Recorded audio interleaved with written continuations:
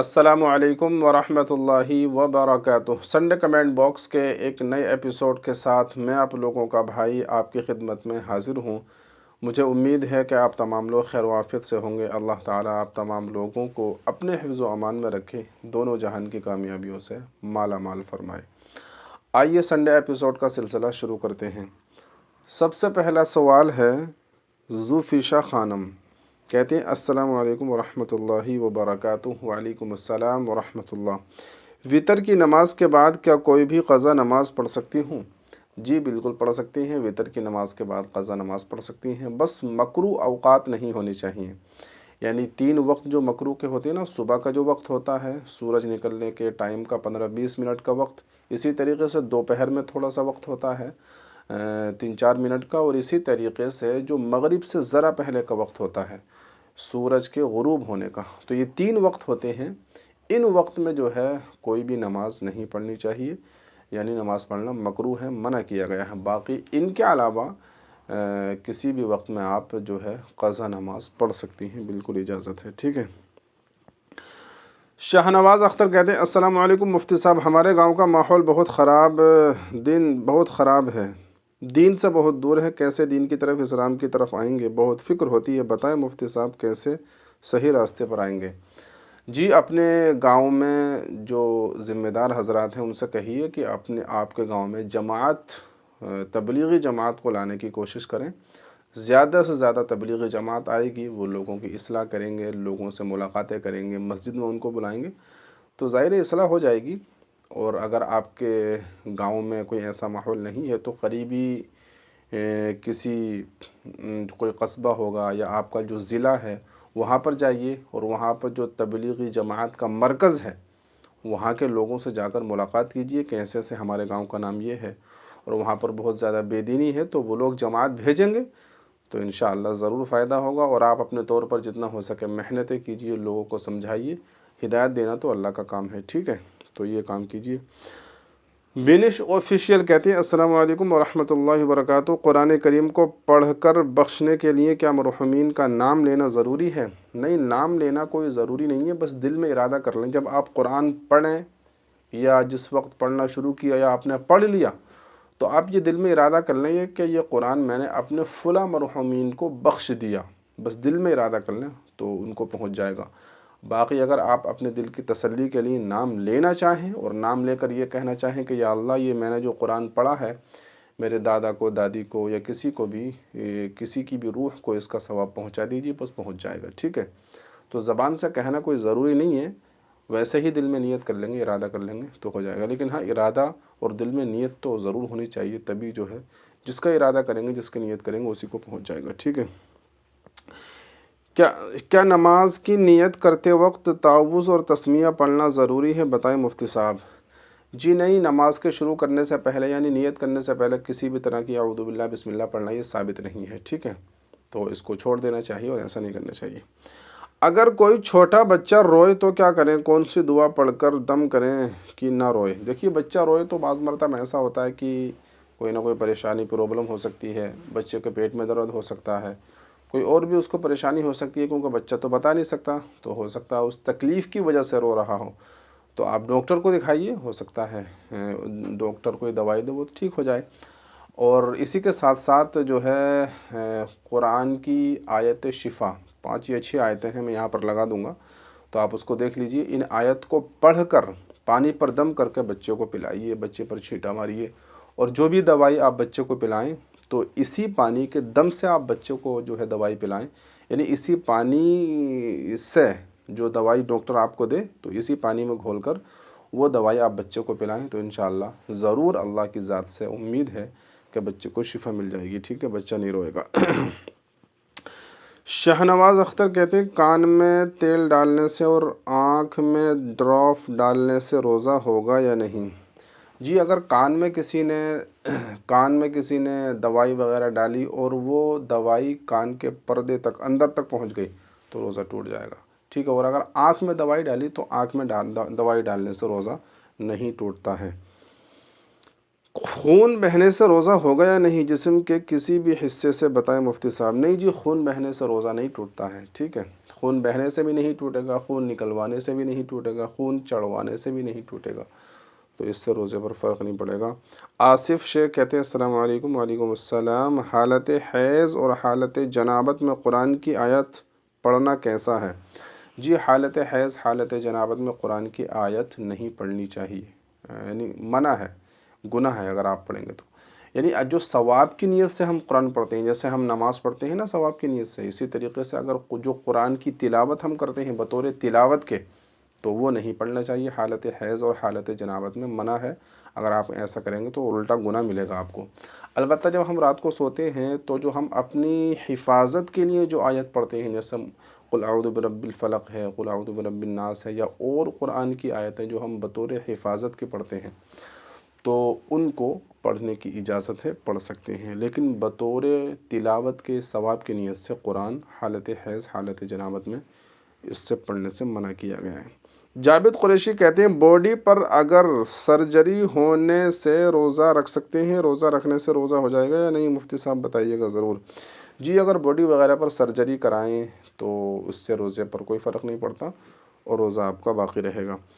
جاوید قریشی السلام علیکم مفتی صاحب۔ وعلیکم السلام۔ کیا عورت پیریڈ کی حالت میں افطار یا سحری بنا سکتی ہے؟ جی بالکل بنا سکتی ہے، پیریڈ کی حالت میں سحری بھی بنا سکتی ہے، افطاری بھی بنا سکتی ہے، اور کھانا وغیرہ چائے ناشتہ کچھ بھی بنا سکتی ہے، کپڑے دھو سکتی ہے، سارے گھر کے کام کر سکتی ہے، کوئی حرج کی بات نہیں ہے۔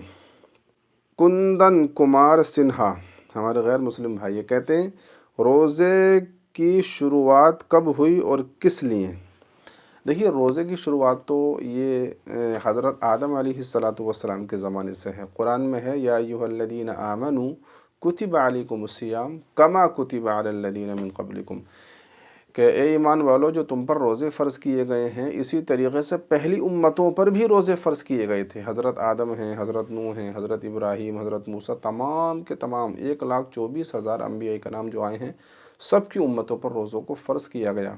البتہ وقت میں تعداد میں کمی بیشی ہو سکتی ہے، یعنی وقت جیسے صبح سے شام تک ہم بھوکے رہتے ہیں، ہو سکتا ہے کوئی اور وقت ان کا روزے رکھنے کا ہو۔ اسی طریقے سے ہم 30 روزے رکھتے ہیں، ہو سکتا ہے پچھلی امتوں میں 40 رہے ہوں، 50 رہے ہوں، یا ہو سکتا ہے 10 رہے ہوں، 15 رہے ہوں۔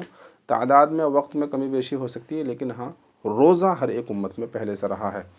اور امت محمدیہ میں جو روزے کی ابتدا ہوئی ہے وہ ہجرت کے بعد ہوئی ہے، یعنی اللہ کے نبی جب مکہ المکرمہ سے مدینۃ المنورہ جب ہجرت کر کے تشریف لے گئے، پھر اس کے بعد میں جو ہے روزے کی فرضیت ہوئی ہے۔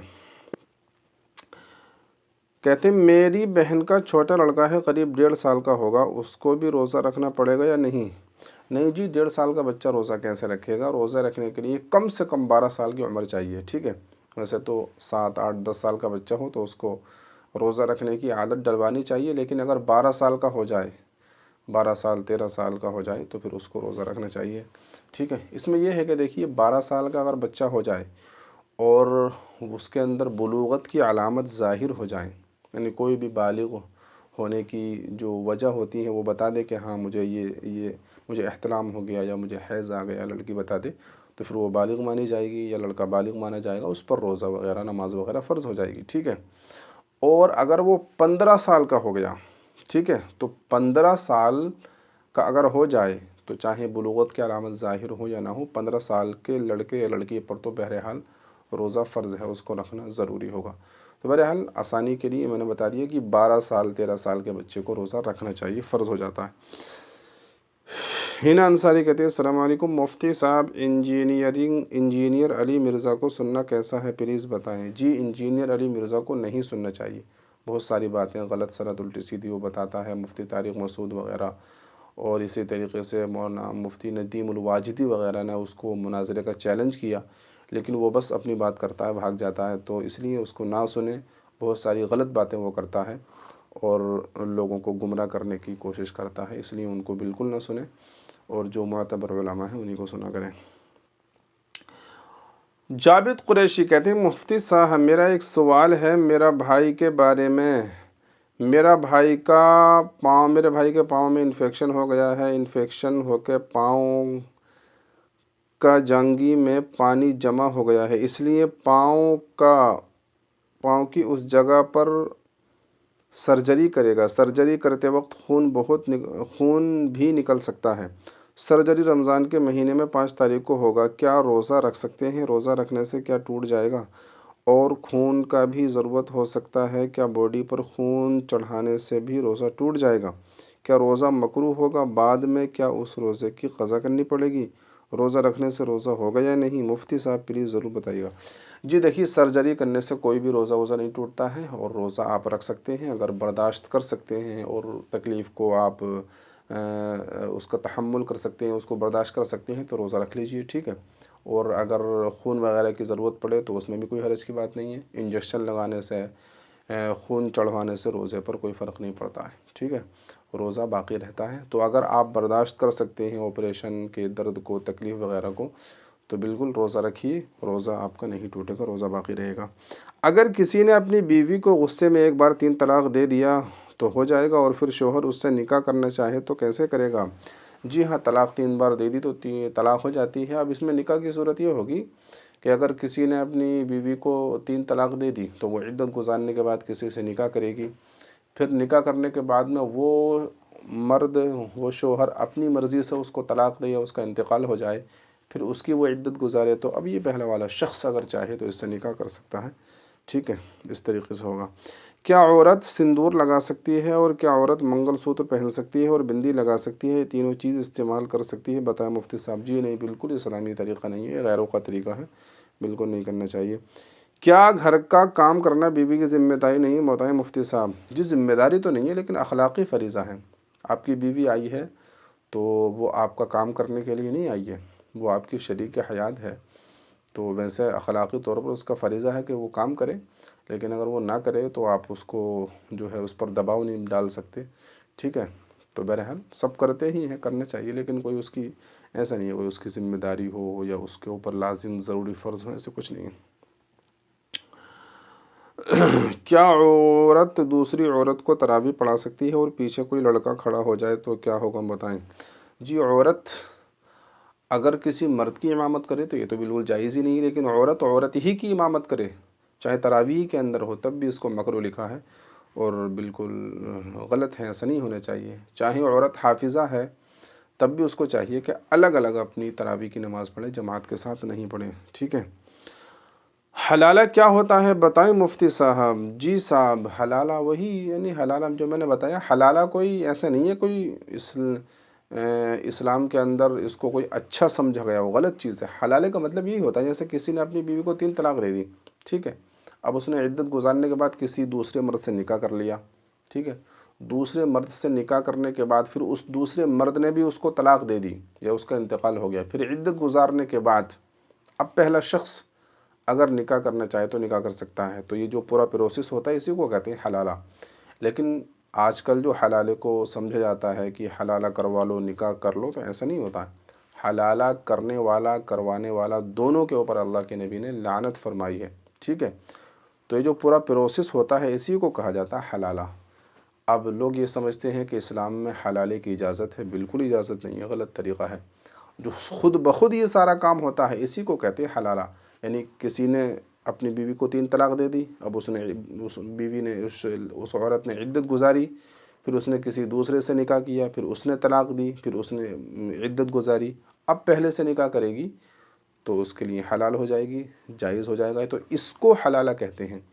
اور یہ پہلے سے اس کا پلان بنانا ایسے ایسے بھئی ایسے ایسے ہوگا تو یہ بالکل جائز نہیں ہے۔ بس اتفاقاً اگر یہ ہو جائے اور پہلا والا شوہر پھر نکاح کرنا چاہے تو کر سکتا ہے، تو اس پورے پروسیس کو، پورے کام کو کہتے ہیں حلالہ، ٹھیک ہے۔ لیکن پہلے سے پلاننگ کرنا بالکل جائز نہیں ہے، لعنت فرمائی گئی ہے ایسے لوگوں پر۔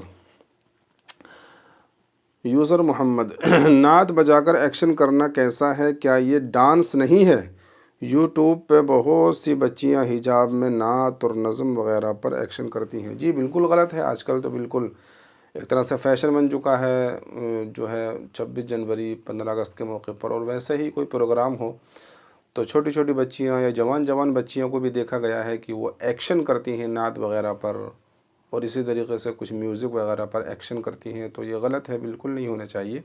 ویسے ہی کوئی پروگرام ہو رہا ہے، بچیاں نعت پڑھ رہی ہیں، تلاوت کر رہی ہیں یا کوئی اور کچھ پڑھ کر سنا رہی ہیں تو ٹھیک ہے، لیکن ایکشن وغیرہ نہیں کرنا چاہیے۔